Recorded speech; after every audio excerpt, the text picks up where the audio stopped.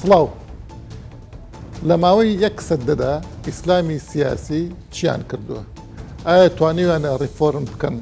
لە بواری سیاسی، کۆمەڵایەتی، ئابووری و فکریدا یاخودنا؟ بینەرمان بن. یەکێک لەو پانتایە گرنگانەی کە ئیسلامی سیاسی بەتایبەتی لە کوردستان کاری لەسەر کردووە پانتایی کۆمەڵایەتی و کولتوریە، بە جۆرێک کە لە ماوەی 30 ساڵی ڕابردوودا توانی ویانە لە ڕووی ئەرێنی و نەرێنی ڕۆڵیان هەبێت لە دروستکردنی شوناسی تاکەکان. لەلایەکەوە ئەوان پێیان وایە بەگاڕانەوە بۆ هەندێک بەها کۆمەڵایەتیەکان کە سەرچاوەکەی لە بنەمانە گۆڕەکانی ئیسلام وەرگیراوە توانی ویانە چوارچێوەی شیرازەی خێزان و مانەوە لە بازنەی بەها و نەریتە کۆنەکان بپارێزن، نەک هەر ئەمە بەڵکو هەوڵی گەڕانەوە بدەن بۆ فۆرم و ستایلی ژیانی سەردەمە کۆنەکان کە لە دیدی ئەوان نیشانەی پاکی و ڕاستی و هێمای پەیوەندی دروستی نێوان عەبد و خودایە. بەڵام لە بەرامبەر ئەمەدا ڕەخنەگرانی ئیسلامی سیاسی پیان وایە ئەم پارت و گروپانە تەنیا هەوڵیان داوە کۆمەلگا لە ناو وەهم و پاشکەوتووی هزری و ژیاری بهێڵنەوە و لە پێشکەوتنەکانی جیهاندایان ببڕن. ئەوە جگەلەوەی جیاوازیەکی زۆر هەیە لە نێوان شێوازی ژیانی خۆیان و ئەو ژیانەی کە بۆ خەڵکی تر پێشنیاری دەکەن. لە ساڵی 1928 تا ساڵی 2021 ئەو ماوەیە کە ئیسلامی سیاسی تێدا کارا بووە، بەتایبەتی لە دوای سەرهەڵدانی شۆڕشی ئیسلامی ئێرانەوە. پرسیاری ئێمە لەم بەرنامەیەدا ئەمێ: ئایا ئیسلامیەکان چ وەک ئۆپۆزیسیۆن چ لە دەسەڵاتدا توانیویانە چ ڕیفۆرمێ بکەن، چ لە بواری سیاسی یا فکری یاخود ئابووری و کۆمەڵایەتی؟ ئیسلامیەکان بەوە بەناوبانن کە لە بواری کۆمەڵایەتیا دەتوانن کاری باشکەن. بەڵام ئایا لە ناو کۆمەڵگە مسلمان نشینەکاندا هیچ پێشکەوتنێک بۆ لە ئایدیا و لە عەقڵ و هزری کۆمەڵگە مسلمان نشینەکان یاخود تەنیا لە ڕواڵەتە توانیویانە سەرپۆش بدەن بەسەری ئافرەتە؟ لە ڕووی کۆمەڵایەتی و خێرخوازیەوە ئیسلامیەکان توانیویانە هەندێک کاری باش بکەن، بەڵام ئایا تا چەند ڕەنگی داوەتەوە لە ناو کۆمەڵگەدا؟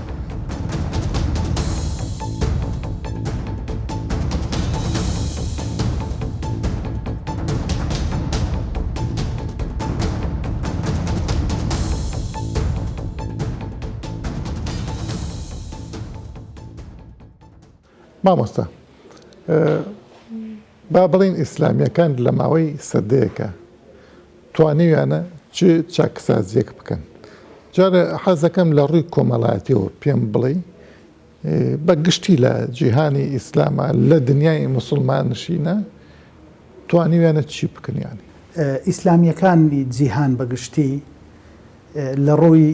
پاراستنی بەها بەرزەکانی کۆمەلگاکان ڕۆڵەکی زۆر گەورەیان جێڕاوە و لە هەمان کاتیشدا کاریگەریەکی گەورەیان هەبووە لەسەر سەر لە نوێدا ڕشتنەوەی بنەماکانی دروستکردنی خێزان بەپێی هەڵسوکەوت و ئاکار و ڕەوشتە بەرزەکانی ئیسلام. ئەتوانم بڵێم ئیسلامیەکان لە جیهانی ئیسلامیدا داینەمۆی گەشەپێدان و پاراستنی ئەخلاق و ڕەوشتی خێزان و تاچی کۆمەلگاکان مسلمان بوونە. زۆر باشە. بەڵام با بڵین کۆمەڵگەی مسلمان نشین بەگشتی هەموو ئیسلامی نییە، ئاشکرا ینی لەوانێ نیسبەتێکی کەمی ئیسلامی بێ،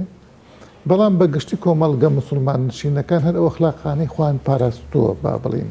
لە ڕووی خێزانداری و زەواج و ئەخلاقیات پێتوان نییە، ینی ئەمەش ڕاستە کە تەسیری ئەوان نەبوو کە کۆمەڵگەکان خۆیان دیندار بوون. لە دوای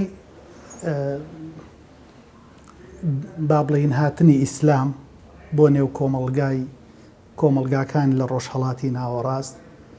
بە تەئکید کاریگەری ئیسلام گەورە بووە لەسەر هەم ئەخلاق و ڕەوست و هەڵسوکەوتی تاک و هەم لەسەر بنچینە و بنەماکانی پاراستنی خێزان و بنیادنان و گەشەپێدانی خێزانیش. ینی ئەو کاریگەرە ئیسلامیە ڕەسەنەی کە پێش دەرکەوتنی ئیسلامی سیاسی هەرماوە وەکو خۆی، ینی پێتوانێت ئەوە ڕاستە؟ ڕاستە، بەڵام ئیسلامیەکان ینی لەو سەدەی ڕابردوودا دوای گەشە سەندنی بیر و هەزر و ڕابوونی ئیسلامی سەحوەی ئیسلامی لە جیهانی ئیسلامیدا ئەو بنەمایانە جارێکی تر گەشەیان کردەوە وەجارێکی تر بە فۆرم و بە بەرنامە و بە ستراتیژێکی نوێ لە نێو مجتەمەعەکاندا گەشەیان کرد مجتەمەعی ئیسلامی دەست بخەمە سەر نقطەیەکی گرنگ پێت توانیە ینی تەنیا لە ڕووی ئەوەی کە باوەڕین سەرپۆشیان داوە بەسەر ئافرەتە مەسەڵەن خومێنی کاتێک هێتە سەر دەسەڵات چی ئەکات یەکەم قسە هەرچی ئافرەتی ئێران ئەبێ سەرپۆش بەسەر بن ینی پێت توانێ لە ڕواڵەتە ئەم شتە کراوە بڵین کۆمەڵگە مسلمان نشینەکان تا ئێستا فەساتیا زۆرە دەست بڕین و قۆڵ بڕین تیا زۆرە لە ڕووی ئەخلاقیات و سلوکێت و گۆڕانکاریەک نەبووە نا لەگەڵت نیمە لەبەرەوە لە دوای سەرهەڵدامنی سیستەمی نوێی جیهان و پاشان عەولەمە و پاشان با بڵین ڕۆڵی غەربیەکان لە ڕووی فکریەوە بۆ داگیرکردنی فکر و هزر و ئەخلاقی کۆمەلگاکانی موسڵمانان لە ڕاستیدا کۆمەلگا موسڵمانەکان بەرەو داڕمانێکی گەورەی ئەخلاقی کۆمەڵایەتی خەریک بوو هەنگاو بنێ بەڵام ئیسلامیەکان لە سەرتاسەری جیهان بە فکر و ئایدیا و هزری خۆیان توانیان کۆمەلگاکانی خۆیان بپارێزن لەو هەزمە و هێرش و پەلامارە ئەخلاقی و فکری و ڕەوشتەیە کە لە غەربەوە بۆ لای موسڵمانان دەهات بۆیە ئەتوانم بڵێم ئیسلامیەکان بەڕاستی پاراستنی شوناسی نەتەوەکانیان بوونە پاراستنی شوناسی کۆمەلگاکانیان بوونە ئیسلامیەکان مای ئەوە بوونە کە کۆمەلگاکانی موسڵمانان نەکەونە ژێر ئەو کاریگەریە گەورەی کە ڕۆژ ئاوا لەسەر وڵاتانی ڕۆژهەڵات و موسڵمان دروستیان کردبوو طبعا ئەوەی کە زۆر گرنگە مەسەلەی فکری ئیسلامیە ئیسلامیەکان توانیوانە چی ئیسلاحێک لە فکرا بکەن پێت وانە هەر سەلەفی مەشرب و سەلەفی طەبیعەتن نانتوانیوە شتێ بگۆڕن تەنیا ڕووکاری ئەو فکرە نەبێت من پێم وایە ئیسلامیەکان لە دوای سەرهەڵدانی ڕابوونی ئیسلامی لە جیهانی ئیسلامیدا ڕۆڵێکی زۆر گەورەیان هەبووە لە چاکسازی فکری لە نێو کۆمەلگاکانیان لەبەر ئەوە ئەگەر ڕوخسەتم بدەیت لەبەر ئەوە ئەو حرەکاتە ئیسلامیانە توانیویانە بە دەیەها مەدارسی فکری کۆمەڵایەتی ئەخلاقی دروستکەن ئەوانش ڕۆڵێکی گەورەیان هەیە لە پێگەیاندنی تاک باشە لە نێو کۆمەڵگاکانیان پێت توانێ ئەو مەدارسانش هەر هەمان ئەو تەڵقینە ئەدەنەوە کە 1000 ساڵە ئەوترێتەوە ڕاستە ئەستا ئەو جامیعاتانەی کە ئێستا هەیە بە سەدان و بگرە هەزاران جامیعاتی ئیسلامی هەیە تاکت پێدەگەیەنی کادری پێشکەوتووی کۆمەلگا پێدەگەیەنی لە ڕووی فکری ئیسلامی ئیسلاحیان لە ڕووی فکریەوە نەکردو ئیسلاحیشیان کردووە ئەزانی ئیسلاحیان کردووە لە ڕووی ریفۆرم لە تێگەیشتن لە دین تێگەیشتنی زانایان لە دین خۆی ریفۆرمی هەمیشە لە گەشەکردن و لە بەرەو پێشچوون و بەردەوامیدا بووە ریفۆرم لە تێگەیشتن لە دین ئەمڕۆ ئیسلام زۆر ئاسان دەگاتە هەموو دنیا خزمەتێکی زۆر گەورە لە ڕێگای تۆڕە کۆمەڵایەتیەکان لە ڕێگەی ئەنتەرنێتەوە کراوە بەتکۆی کۆمەلگا ئیسلام تەرجومەی هەموو زمانەکانی دنیا کراوەتەوە ئەوە خزمەتێکی زۆر گەورە هیچی ناکاتە ئیسلاحی فکر من ئەم پرسیارە لە بەڕێزت کەم بۆکە نمونە با بڵێن لە بینی ئەحمەدی کوڕی حەنبەل و یوسف قەرزاویە کە وەکو بڵین مەشعەلێکی ئیسلاحی فکری دینی سەیرەکرێت لەم سەردەمە چ جیاوازیەکەی وەکو فکر ڕاستە ئەزانی کاک سۆران ئیسلام چەند بنەمایەکی هەیە هەندێک بنەما هەیە لە ئیسلامدا قابلی گۆڕانکاری نییە نەگۆڕە ئەمە ئەمێنێتەوە بەڵام تێگەیشتنی زانایان لە ئیسلام بە تەکید گۆڕانکاری بەسەردادێ جیاوازی و ئیختلافە فکریەکانی نێوان عولەمایانی دین لە دوجار لە بەرژەوەندی دینەکە خۆی ئەشکێتەوە ئەگەر چی نەیارەکان بە زیان هەژماری دەکەن بۆ خودی دین بەڵام لە حەقیقەتدا هەموو ئەو جیاوازە فکریانە لە ڕووی عوردەوە پانتاییەکی گەورە لە نێو کۆمەلگاکان بڵاو دەکاتەوە و کادری ئیسلام و دین و چاکسازی کۆمەڵایەتی پێگەێنێت مامەستا پرسیارەکەی من با بڵین ئەمە بوو مەسەلەن ئەو فکرە چییە کە ئیسلاح کراوە کە ئێمە لە ماوەی 1000 ساڵە هەمان قسە بکەینەوە ڕاستە لە ڕوو بە پانتایی دنیا لەوانەیە ئەو فکرت بڵاو کراوێتەوە بەڵام مەسەلەن ئەو قەیرانی کە باسەکرەوە قەیرانی فکری ئیسلامی پێتوانێت تا ئێستا وەک خۆیەتی بۆ هەر ئەوەش بۆتە کێشە لە دنیای ئیسلامدا کە نەتوانین کۆمەڵگەکانمان چاکەین چونکە هەم بە عقلی هزار ساڵ لەوە پێش قساکەینەوە هەڵبەت مەبەستم دەقی قورئان نییە هی عولەما و هی حەدیث و هی مثلا تا ئاسا کەسمان ناتوانین بڵین بوخاری و مسلم یا میکانیزمی گەیاندنی میکانیزمی پاکتاوکردنی حەدیث شتێکی ئینسانی و غەڵەتی تیا بووە. کاک سۆران ئەزانی ئەمە یەکێک لە ئامانجەکانی نەیارانی دین ئەوەیە لەم ڕێگەیەوە بێن لە دین بدەن باش بۆ مامۆستا سەرچین نایرانی دین تۆ ئەگەر ڕوخسەتی من بدەی من وەڵامی ئەوە بدەمەوە ئەزانی بۆ چونکە ئێمە قەناعەتمان بەوە هەیە فکر چاکسازی تێدا ئەکرێت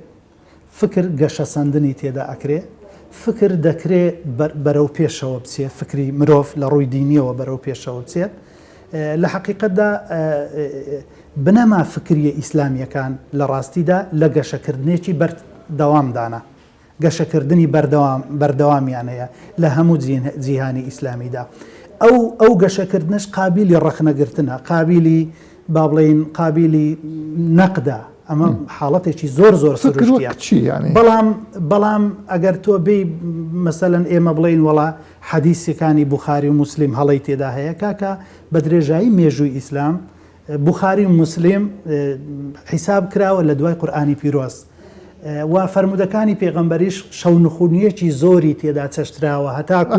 لە دوای ئەوها پاک کراوەتەوە گەیشتۆتە بە ڕۆژە من نمونەیە لە دوای قورئانی پیرۆز بێنمەوە بۆ نمونە من و تۆ ڕاکەین من لە دوای تۆم بەس تۆ 10 کیلۆمەتر لە پێش منەوەی کە من لە دوای تۆم ئەو کاتە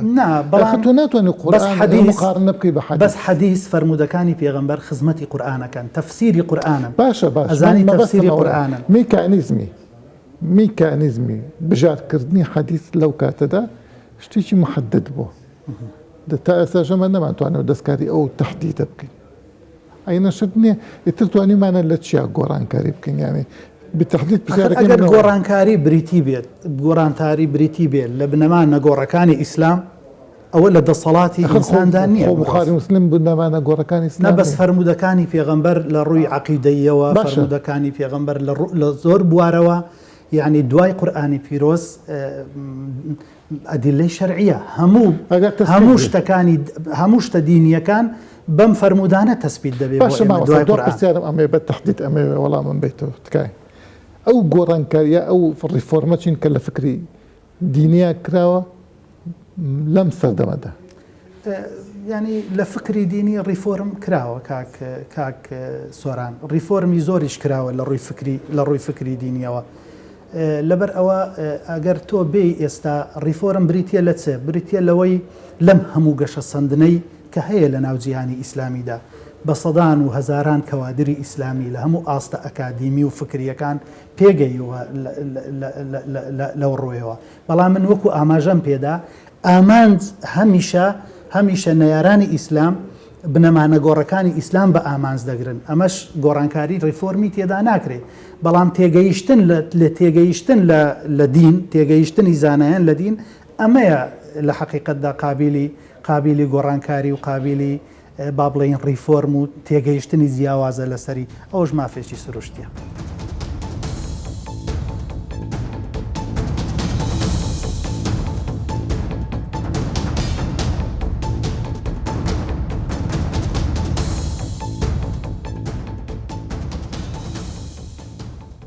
ئیسلامی سیاسی لە ماوەی 100 ساڵی تەمەنیە هەڵبەزوو دابەزی زۆری بووە ئەوەی من ئەمەوێت لەم بەرنامەیە باسی بکەم ئەوەیە ئایا ئیسلامیەکان لە ماوەی ئەم سەدەیەدا توانیویانێت چی بگۆڕن لە کۆمەڵگەیە کۆمەڵگە بەرەو پێش بەرن بەرەو دوا بەرن بەرەو شڵەژاوی بەرن ئەمەوێت لە ڕووی کۆمەڵایەتیەوە جارێ باسی بکەم پێت وایە ئیسلامی سیاسی لە ڕووی کۆمەڵایەتیەوە لە هەموو جیهانی ئیسلامی هەڵبەت توانیوێتی چی بکات چی بگۆڕێت بەرەو پێش یا بەرەو دووە لە ڕاستیدا باڵێن ئیسلامی سیاسی لەناو کۆمەلگای کوردی بە شێوە دیار و بەرجەستەکەی لە نەوەتەکانی سەدەی ڕابردوو کاریگەریەکانی دەرەکەون و باڵێن اینجا ئایا کاریگەریەکان باش بوونیان خراپ بەڵام بە هەر شێوەیەک بێت لە نەوەتەکانی سەدەی ڕابردووەوە دەرەکەوێت پێشتر ئێمە خاوەنی حیزبی سیاسی کە باگراوندێکی ئیسلامیان هەبووە و و پێش ئەوانیش با بڵین لە 60ەکان و 70ەکان و ئەوانە خەڵک تاکە کەس هەبوون کە با بڵین باوەڕیان بە ئایدۆلۆژیای ئیسلامی سیاسی بووە و لەسەر ئەو ڕەوتە ڕۆیشتون کە ئیسلامی سیاسی لە دنیا یان لە ڕۆژهەڵاتی ناوەڕاست لەسەری ڕۆیشتووە بەڵام وەکو کاریگەریەکانیان لە نەوەتەکانی سەدەی ڕابردوو وە دیار دەکەوێت بە تایبەتی ئەو کاتێک کە با بڵین بە شێوەیەک لە شێوەکان یەکگرتووی ئیسلامی خۆی ئەعلان دەکا و بەرنمەیەکی هەمە چەشنی هەمەلایەنەی هەم کۆمەڵایەتی هەم ئابووری هەم فکری ینی لە هەموو لایەنەکانەوە دێکار لەسەر کۆمەلگا دەکا و دەیەوێ بەشێ بەو کۆمەلگا بەو ئاراستەیە ببا کە خۆی دەیەوێ بەڵام ئەوانی پێشووتر وەکو گوتمە ئێمە سەرڕای ئەوەی حزبی ئیسلامی سیاسیمان هەیە بەڵام کاریگەریەکانیان لە ڕووی کۆمەڵایەتیەوە زۆر بە دیار ناکەون ئەوەش لەبەرچی لەبەرەوەی لە هەفتاکان و هەشتاکانی سەدەی ڕابردوو پرسی ناسیۆنالیزم زۆر زاڵ بوو بۆیە ئیسلامی سیاسیش ناچار بوو با بڵێن پرسە نیشتیمانیەکان زۆر زاڵ بوون پرسی نەتەوە وڵات و خاچی داگیرکرا و زۆر زاڵ بوو ئیسلامی سیاسی بۆ ئەوی خۆی بگونجێنی ئەویش ناچار بوو تۆزێک پاشەکشە بە فکر و ئایدۆلۆژیای ئیسلامیەکەی بکە و پرسە نەتەوەیەکان و پرسە نیشتیمانیەکان و ئازادکردنی خاک بێنێتە پێشەوە بۆیە ئێمە لە هەشتایەکان کاریگەریەکی ئەو تۆی ئیسلامی سیاسی نابینین با بڵێن لە ڕووی کاریگەری و ریفۆرم و گۆڕانە کۆمەڵایەتیەکانی بەڵام دوای نەوەتەکان وردە با بڵێن کە شوێن کەوتوانی ئایدۆلۆژیای ئیسلامی سیاسی زیاد دەبن ئەوانیش کاریگەریەکانیان وە دیار دەکەن مامۆستا بەڕێزت تقریبا بڵێن ئەتەوێت تیشک بخەیتە سەر کوردستان لە بڵین لە نەوەدەکانەوە تا 2021 ماوەی 30 ساڵ لە بواری کۆمەڵایەتیدا چییە بینیت فکری ئیسلامی سیاسی خۆی کێشەی هەیە دوو کەلێنی گەورەی تێدانە کە ئەو کەلێنانە لە هەموو حیزبێکی ئیسلامی سیاسی هەیە و هەموو لە هەموو کردارێکیشیان ڕنگ دەداتەوە کە دەیانەوێت لە ناو کۆمەلگا ڕەنجی پێ بدەنەوە ئەو دوانە یەکیان بریتە لە پرسی ئەوەی ئیسلامی سیاسی هەمیشە ئێمە بەرەو دواوە دەبا لە فکری لە ئایدۆلۆژیای ئیسلامی سیاسیان لە فکری ئیسلامی سیاسی هەمیشە پێمان دەڵێ بۆ نمونە کۆمەلگا جاران باشتر بوو لە ئێستا پێمان دەڵێ خزمەتگوزاری جاران باشتر بوو لە ئێستا پێمان دەڵێ لایەن پرسی مرۆڤایەتی بەڵێن ئینجا ئیسلامی سیاسی قۆناغی هەن بۆ نمونە پێمان دەڵێ دادوەری جاران باشتر بوو لە ئێستا جاران بۆ نمونە ڕەنگە نمونەی بڕێن عومەری کوڕی عەبدولعەزیزمان بۆ دێنەوە سەردەمی عومەری کوڕی خەتابمان بۆ دێنەوە گرنگە ئەوەیە لە فکری هەموو تاکچێک کە باوەڕی بە ئایدۆلۆژیای ئیسلامی سیاسی هەیە ئەو گەڕانەوە هەیە هەمیشە دەمانگەڕێنەوە هەمیشە بەرەو دواوە دەمانگەڕێنەوە لە کاتێک کۆمەلگا هەمیشە بەرەو پێشەوە دەڕوە ئیسلامی سیاسی هەرچی بێوێ ناتوانانی خۆی لەو تەوقا با بڵێن دەرباز بکە ئەوە تەوقێکی فکریە زنجیرە بکاتە ملی کۆمەڵگە و بەرەو دواوە بیجێڕێتەوە لەبەرەوەی با بڵێن ئەو ئایدۆلۆژیای ئەو فکرەی کە ئایدۆلۆژیای ئیسلامی سیاسی لێوەرگیراوەیەکە کە لە بنەما هەرە گرنگەکانی بۆیە ناتوانن دەستبەرداری بن یعنی حتا ئەگەر بشیانوێ ناتوانن ئەو بەرەو دواوە چوونە وەک چی مەسەن لە ڕووی ئافرەتەوە من هەر نمونەیەک بێنەوە تەنانەت نوێشکردن عیبادەتکردن ئیسلامی سیاسی لە نەوەتەکان کە پەیدا بوو با بڵێن باو باپیرانی ئێمە چۆن نوێژیان دەکرد ئیسلامی سیاسی پێ رازی نەبوو دەیگوت نابێت دەستت ئاوا بگری نابێت قاچت ئاوادانەی نابی پەنجەی شەهادەت وا بجوولێنی پێیان دەگوتین پێشتری چاکتر بوو مەسەلەن ئێستا هەر وەکو نمونەیەک با بڵێن ئەردۆغان ئێستا یەکێک لە گرفتە هەرە گەورەکانی کە تووشی کۆمەڵگای با بڵێن تورکی کردووە لە ڕووی ئابووریەوە ئەوەیە دەمانگەڕێنێتەوە پێمان دەڵێ وەرن واز بێنن لەو سیستەما بانچەی کە لە دنیا هەیە و واز لە سوبێن و واز لە ڕیبا بێن و واز لەو کۆمەڵگەوانواڵێ ئێستا کردارەکانی وان بڵێ دەیەوێ وا قەنەعەت بە کۆمەلگاکەی خۆی بکە کە ئەونا کە دەیەوێ سوونە هێڵێ باشە مامۆستا اینجا با خاڵی دووەم ئەگەر با بڵێن گرفتی دووەمی کە لە ئایدۆلۆژیای ئیسلامی سیاسیدا هەیە بڵێم ئەویش پرسی ڕەهابوونە خۆی عادەتەن هەموو ئایدۆلۆژیایەک ڕەهابوونی تێدایە مطلقبوونی تێدایە هەموو ئایدۆلۆژیە کە لە فکرێک وەردەگیرێ پرسی ڕەهابوونی تێدایە بەڵام ئەو ڕەهابوونە لەناو ئیسلامی لەناو ئایدۆلۆژیای ئیسلامی سیاسی دووهێن دەبێت لەبەرچی لەبەرەوەی ئیسلامی سیاسی فکرەکەی خۆی لە ئیسلام وەرگرتووە ئیسلام یان هەموو دینێک ڕەهایی مطلقیەکی تێدایە ئەو مطلق گەراییە پانتایەکانی غەیبیشە لێ داگیرەکە هەمووی داگیرەکە و پێمان دەڵێ با بڵێن هەموو یەک تاکە حەقیقەت هەیە ئەویش لای منە مەسەن لە بواری مێینەیە بەرەو دواوە چوون یا بەرەو پێشچوونە چییە کە بۆ ئافرەت کراوە لە لایانی کۆمەڵایەتیەوە با بڵێن لەلایەن ئیسلامی سیاسیەوە ئایدۆلۆژیایەکە یان ڕەوتێک کە گرفتی گەورەی بیرکردنەوەی هەبوو ناتوانێت کۆمەلگا بەرەو چاکە ببە هەمیشە کاریگەریەکانی هەمیشە فاکتەرەکانی ڕەوتەکە بەرەو ڕەوتێکی خراپ دەبا اینجا لە پرسی ئافرەتانیش بە هەمان شێوەیە با بڵێن کەسێکی ئیسلامی سیاسی لە پرسی میرات لە پرسی یەکسانی ژن و پیا و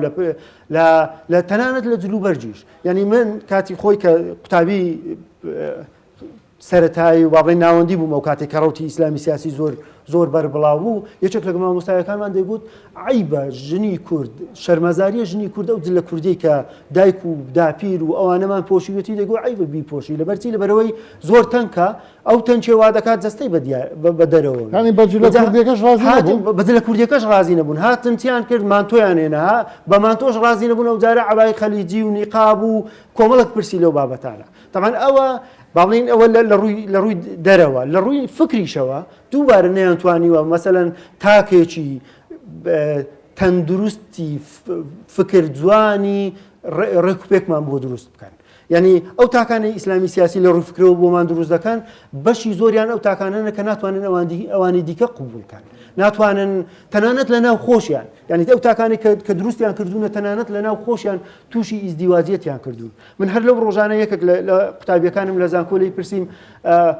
دکتۆر چۆن دەکرێت کەسێک ناسیۆنالیست بێ و لە هەمان کاتیشدا موسڵمان بێ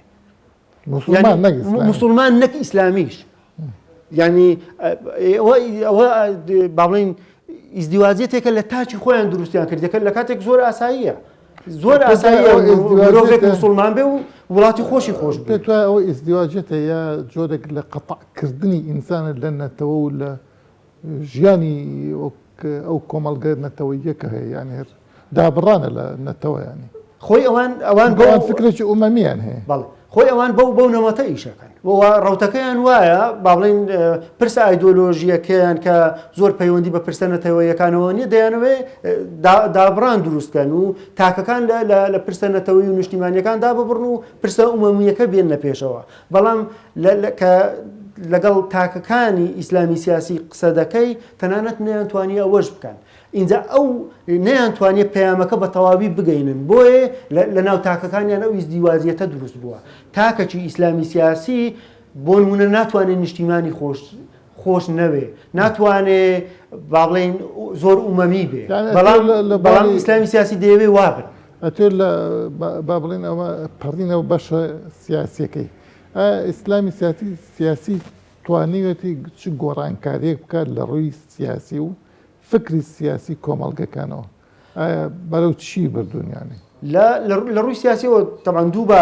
دووبارە ئیسلامی سیاسی لە ناو کۆمەڵگای کوردی بە تایبەتی کێشەیە بەڵام ئەوەی جێی خۆشبەختی و خۆشحاڵی ئەوەیە ئیسلامی سیاسی وردە لە پاشەکشەیە ینی بەڵێ ئەگەر بەراوردکەین لە ساڵی 1995ەوە تا 2005 کۆمەڵاتیەوە توانیوانە جێپی خۆیان بکەنەوە ینی پێتوانێت ئەوەش ڕاستە جێپێکردنەوە باڵێن لەبەرەوەی زمینەیەک هەیە ڕەنگە زمینەی کۆمەلگای کوردی وا بێت تۆزێک باڵێن کۆمەلگای کوردی تا ئێستا نەیتوانیوە لە پرسە عەشایریەکان و پرسە ناوچەگەریەکان و ئەو بابەتانە خۆی دەرباسکە ئیسلامی سیاسی وا کۆمەڵک مەسەلەن پرسی نەخوێندەواری پرسی کۆمەڵک پرسی لەو بابەتانە ئیسلامی سیاسی هاتووە ئەوەی قۆستۆتەوە و هەمیشە با بڵێن ئیسلامی سیاسی لەو شوێنانە چەکەرە دەکا کە با بڵێن کۆمەلگا تێیدا هەژارە هەم لە ڕووی ئابووریەوە هەم لە ڕووی فکریەوە ئیسلامی سیاسی ماوەی 100 سەری هەڵداوە لەم ماوەیەدا چەندین هەڵبەز و دابەز و نشێوی خۆیەوە بینیەوە بەڵام ئایا توانیوێتی لە بوارەکانی سیاسی و کۆمەڵایەتی و دینی و ئابووریدا چ ریفۆرمێ بکە چ ئەو کاتەی لە دەسەڵاتدا بوون یاخود لە دەرەوەی دەسەڵات بوون